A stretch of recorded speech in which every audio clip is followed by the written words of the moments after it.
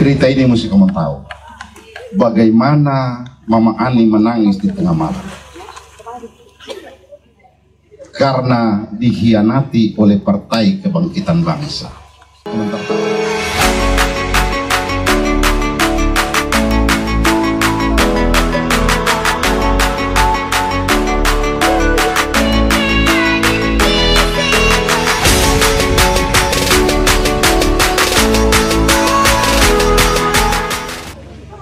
Bapak-bapak, ada satu cerita yang kita mau cerita.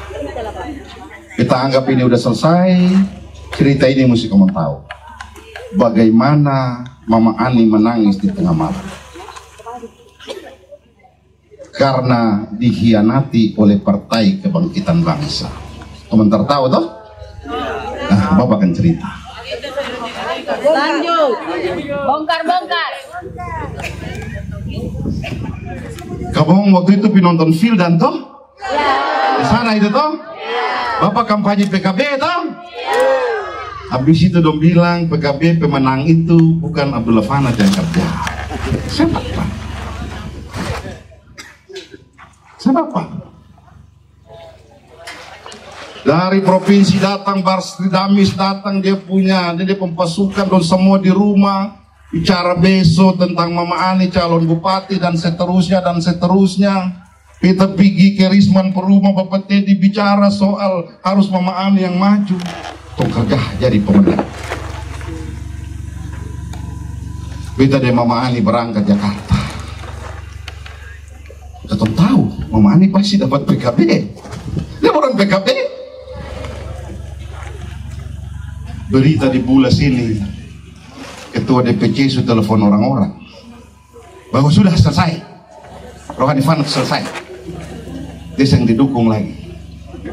Mama Ani dulu wajib telepon, jadi sudah tenang.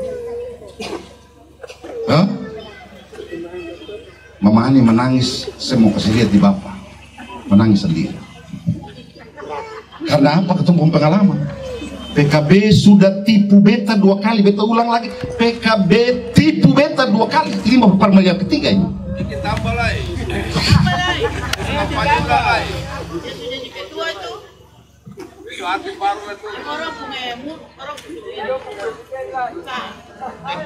Beta dibawa di muka rumah, Mama Ani turun dari atas. Tanya ini bagaimana? Kebetulan Dula Waju dia telepon.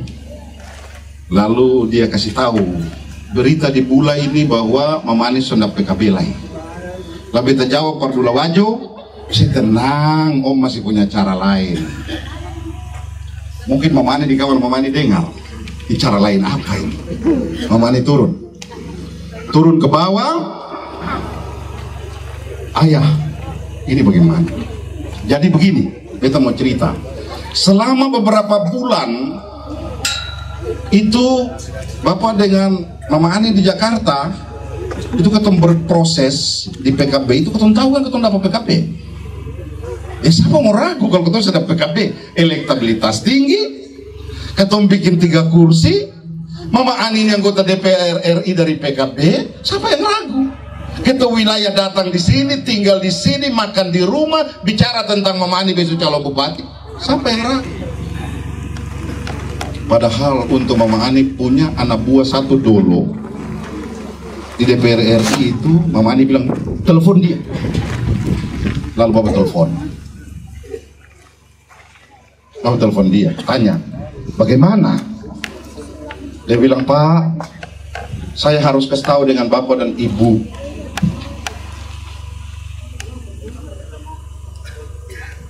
PKB tidak ke Ibu. Ditolak oleh ketua DPC dan ketua wilayah.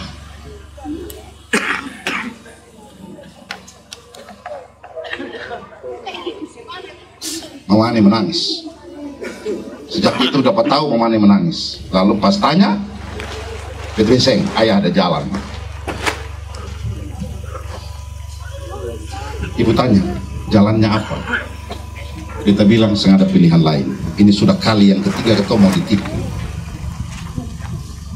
Besok ketua pindah partai. Pindah di mana? Ketua pindah di Nasdem. Kebetulan Surya Paloh pu anak itu beta pu teman, namanya Prananda Surya Paloh.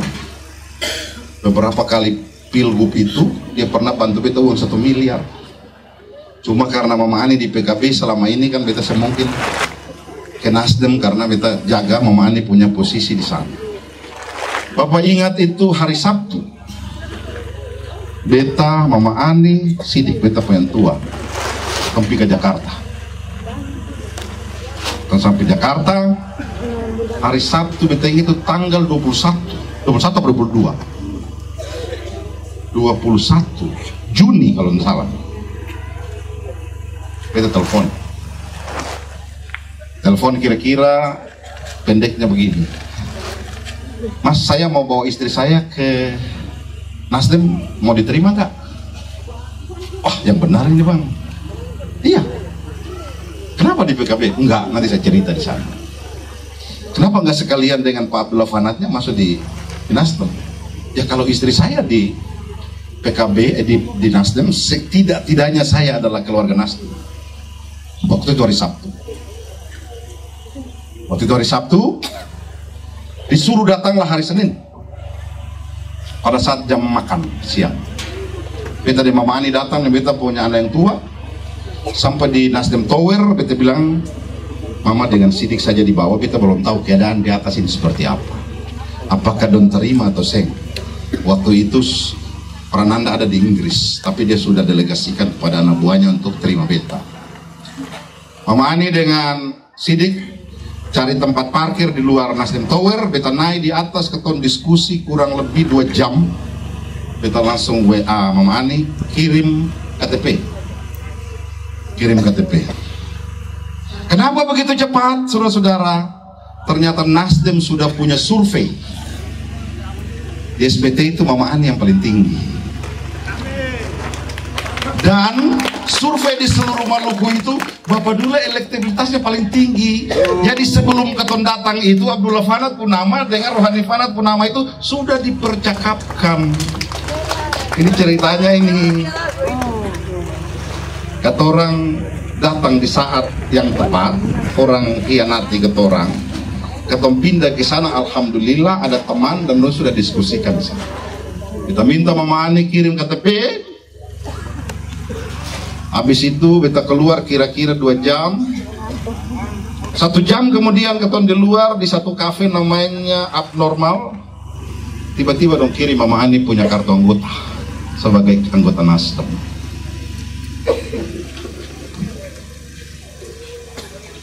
Ada satu cerita di situ yang paling menarik. Waktu don tanya kata Ibu Ani calon wakilnya siapa? Kita bilang wakilnya dari Partai Gerindra. Dia kaget. Apa? Wakilnya dari mana? Dari Partai Gerindra. Namanya Majar Rumah 3. Dia adalah kader Partai Gerindra. Terus si orang ini bilang, saya minta waktu 5 menit. Dia masuk ke ruangan lain. Dia telepon seseorang. Dia balik kurang dari 5 menit. Langsung dia bilang ke beta, clear, sudah disetujui oleh bos. Apa artinya di situ, saudara-saudara? Apa artinya di situ? Bukan Majar Rumah 3-nya, tapi Gerindra itu simbol Prabowo, bos.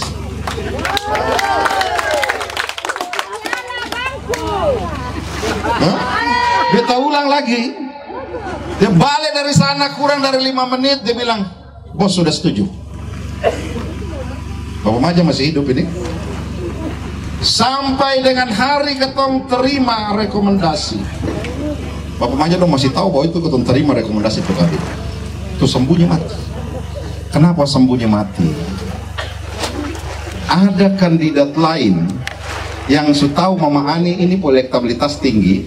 Dia mau rebut partai itu semua termasuk PKB supaya di ujungnya Mama Ani yang lolos, supaya dia yang lolos menjadi gubernur. Mengerti orang siapa?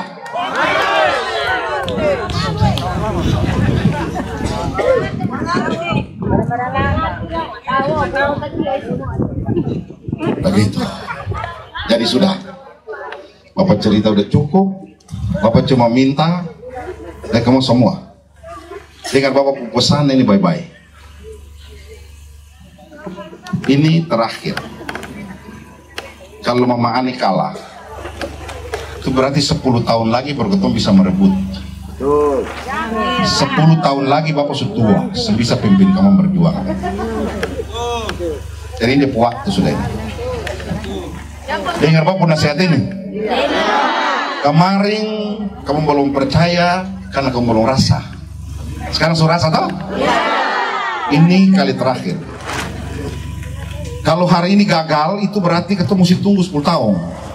10 tahun itu bisa saja Bapak sakit, Bapak sehat, atau Bapak sudah tua, saya bisa lagi pimpin perjuangan. Sudah pakai tongkat, Pak. Sudah pakai tongkat.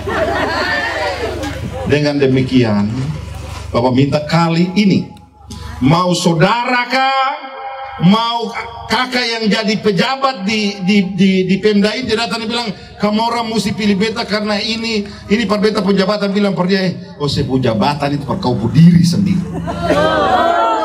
Gara-gara ketong ingat kamu orang lah, ketong ikut lah selama ini ketong sansara model kayak begini.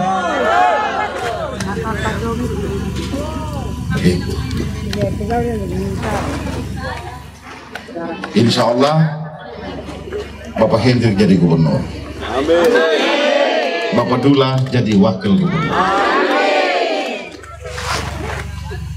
Mama Ani jadi bupati. Bapak Maja jadi wakil bupati. Bapak Hendrik jadi gubernur. Bapak Dula jadi wakil gubernur. Atau bikin rame SBT. Mama Ani dan Bapak Maja tambah lagi frekuensi penerbangan pesawat dari 3 hari menjadi setiap hari. Uang kurang nanti kita subsidi dari APBD provinsi supaya orang pulang balik. Lalu ketemu bikin datangkan artis terus di sini supaya ramai. Jualan laku, kacang laku, bibir merah juga laku. Begitu toh? Jadi Bapak mau kasih ingat sekali lagi, ini yang iblis besar, ini pegawai. Bapak mau bilang buat kamu orang, dengar Bapak pesan ini.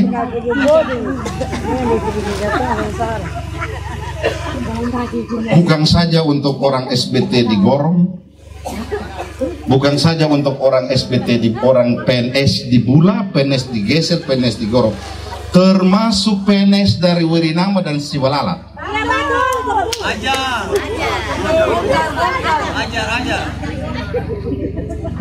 Sampai menang besok ini, biar kau menangis air mata darah. 10 tahun beta rasa kamu mengkhianati beta secukup. Cukup, Pak. 10 tahun beta pendam perasaan itu udah cukup. Kamu kira beta mati toh? Padahal beta masih hidup. Orang bingung. Abdullah Fanat tinggal di Utang, kerja di Kabong, tapi hasil survei di atas terus.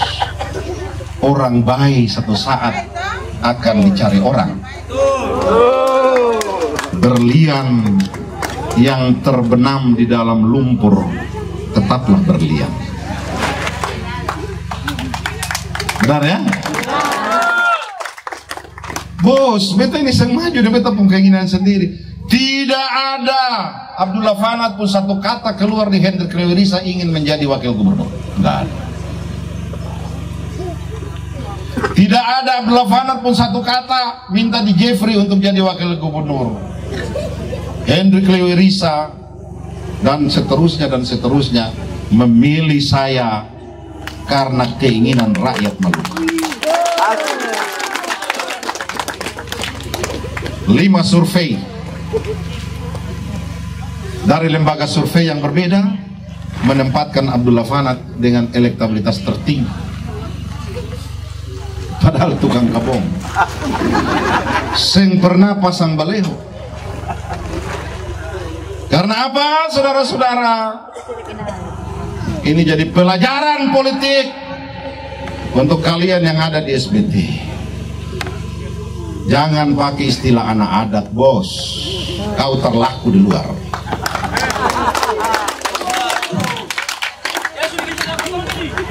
Saya terkenal di seluruh Maluku karena 10 tahun menjadi bupati. Tidak ada kata saya larang, tidak boleh ada sebutan pendatang dan orang dagang, tidak boleh. Tidak ada diskriminasi, tidak ada pilih kasih. Saat saya mencalonkan diri menjadi gubernur, warga keturunan Buton yang ada di SBT, dia telepon keluarganya di Buru. Warga Sumatera yang ada di SBT, dia telepon keluarganya yang ada di Maluku Tenggara. Begitupun warga keturunan yang lain. Hei, kamu pilih ketua bupati Abdul Fana itu dia baik. Akhirnya beda terkenal di mana-mana. Nah, ini potret, ini pelajaran. Pelajaran supaya mau jadi orang besar itu mesti orang banyak putangan yang angkat. Benar ya? Kalau mau jualan pendatang di sini, kau terlaku. Kau cuma laku sampai di Selohan saja.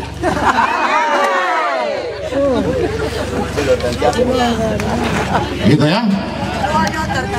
Sampai di Selohan saja itu. Lebih bisa. Karena orang banyak terdukung. Benar ya? Saya mencermati ada calon kandidat yang mengusung tema Bula Raya. Itu tema yang bagus.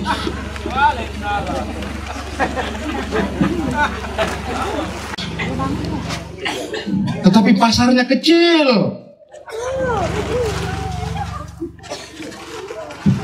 Karena ini ibu kota kabupaten, penduduknya heterogen.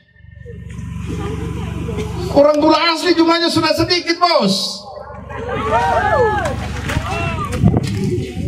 Jadi kalau mengusung tema itu sama dengan menggali kubur dan menguburkan dirimu sendiri. Hantam dong. Makanya terlaku-laku. Gitu.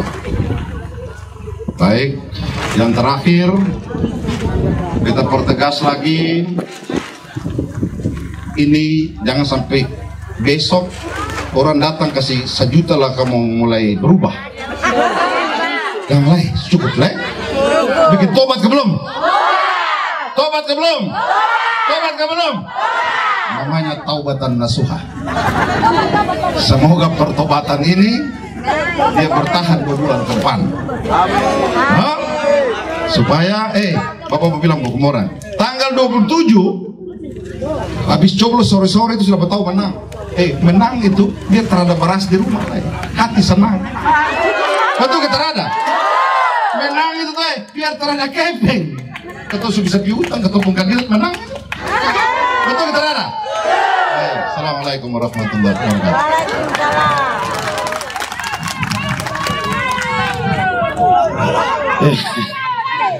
Wih, belum mengantuk. Dan tambah lagi saya. Kita tunggu putaran kedua. Ini perdana toh. Nanti pula punya jadwal itu ada 3 kali setiap kecamatan. Yang tadi disampaikan itu pulang kasih berita sudah. Bilando yang menyeberang itu bilang mari sudah. Gubernur besok itu Pak Pedula yang jadi. Barang-barang Sumasa itu sudah selesai. Kita kasih ilustrasi begini. Dulu Pak Jokowi pinjam partainya Ibu Mega kan? Iya, dia pinjam ya. Dia bisa atur keseng. Dia bisa atur keseng. Kenapa dia bisa atur? Penguasa bos. Ya, sekarang berdarah-darah dia dengan partainya 3 kali calon. Bapak Prabowo Subianto dia atur lurus dari atas sampai di bawah selesai. Tunjuk itu lah. Baik, abang.